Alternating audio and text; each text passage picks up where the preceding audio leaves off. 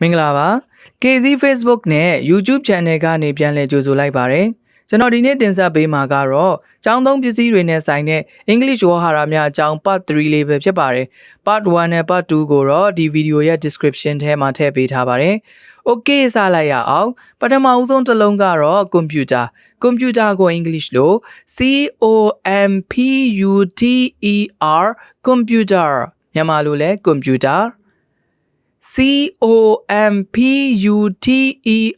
COMPUTER computer မြန်မာလိုလဲ computer ကိုဘာသာကိုလေးပေါင်းကြည့်ပါဦး computer Okay နောက်တစ်လုံးကိုကြည့်ရအောင်နောက်တစ်လုံးကတော့သင်္ချာတွက်တဲ့အခါကဏ္ဍတွေပေါင်းတဲ့အခါမှာသုံးကြတယ်မြန်မာလိုကတော့ကဏ္ဍပေါင်းဆက်လို့ခေါ်တယ် English လို CALCULATOR calculator ကဏ္ဍပေါင်းဆက် CALCULATOR calculator ကဏ္ဍပေါင်းဆက်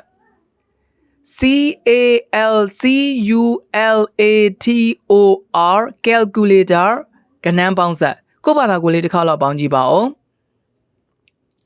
calculator ကဏ္ဍပေါင်းဆက် Okay နောက်တစ်လုံးကိုကြည့်မယ်နောက်တစ်လုံးကတော့ကျွန်တော်တို့အင်္ဂလိပ်စာလေ့လာတဲ့အခါမှာဒါမှမဟုတ်အင်္ဂလိပ်စာတွေဖတ်တဲ့အခါကိုမသိတဲ့စကားလုံးလေးတွေကို dictionary ထဲမှာသွားရှာတယ်မြန်မာလိုတော့ dictionary ကိုအဘိဓာန်လို့ခေါ်တယ် English လိုကတော့ DICTIONARY dictionary အဘိဓာန် DICTIONARY dictionary အဘိဓာန်ပြန်ပေါင်းကြည့်ရအောင်DICTIONARY dictionary အဘိဓာန်ကိုဘာသာကိုလေးတစ်ခါလောက်ပေါင်းကြည့်ပါဦး dictionary အဘိဓာန်ရမယ်နော် Okay နောက်တစ်လုံးကတော့စာရွက်ကို English လို့ PAPER paper စာရွက် PAPER paper စာရွက်ပေါင်းကြည့်ပါဦး PAPER paper စာရွက်နောက်တစ်လုံးကိုကြည့်ရအောင်နောက်တစ်လုံးကတော့သတင်းစာကို English လို့ NEWSPAPER newspaper သတင်းစာ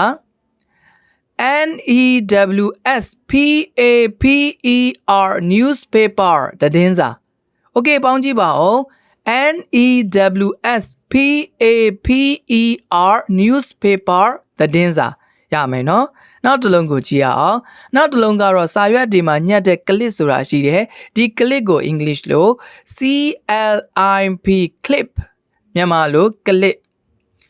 CLIP clip မြန်မာလို clip CLIP clip မြန်မာလို clip စာရွက်ညှက်တဲ့ clip ကိုပြောတာနော်Okay နောက်တစ်လုံးကိုကြည့်ရအောင်နောက်တစ်လုံးကတော့စာရွက်တွေကိုချုပ်တဲ့အခါသုံးတယ်မြန်မာတွေကတော့ stapler လို့ခေါ်ကြတယ် English လို့ STAPLER stapler STAPLER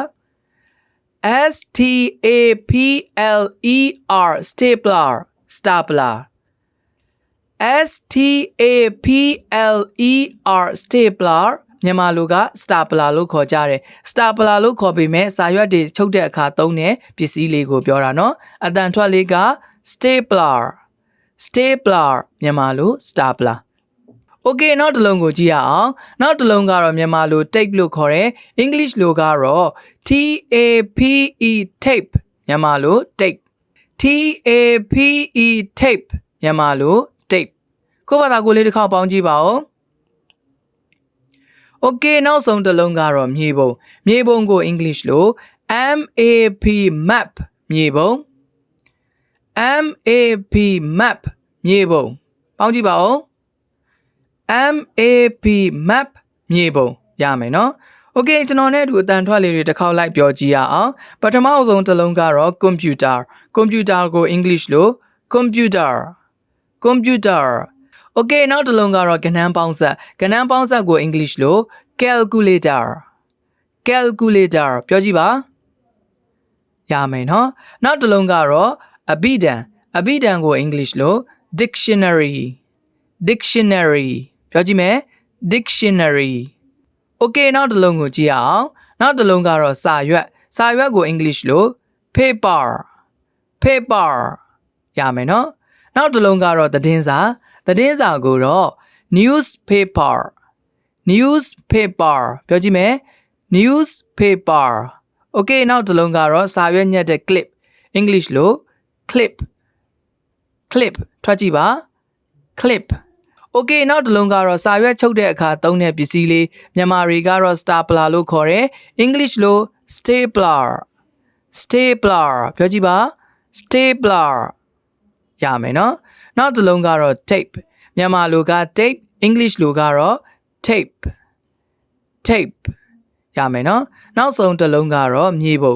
ပုံကိုတော့ map ဟုတ်ကဲ့ပါဒီသင်ခန်းစာဗီဒီယိုလေးကိုသဘောကျနှစ်သက်တယ်ဆိုလို့ရှိရင်တော့ like and share လေးလုပ်ခဲ့ပေးကြပါဦးเนาะဒီဗီဒီယိုလေးနဲ့ပတ်သက်ပြီးတော့မိတ်ဆွေတို့ရဲ့အမြင်ကိုလည်း comment မှာရေးခဲ့ပေးကြပါဦးเนาะ Okay K Zee Facebook နဲ့ YouTube channel ကနေဒီလိုသင်ခန်းစာဗီဒီယိုတွေကိုအမြဲတမ်းပုံမှန်တင်ဆက်ပေးနေမှာဖြစ်တဲ့အတွက်ကျွန်တော်တို့ရဲ့ K Zee Facebook နဲ့ YouTube channel ကို like follow subscribe လေးလုပ်ခဲ့ပေးကြပါဦးအားလုံးကိုကျေးဇူးတင်ပါတယ်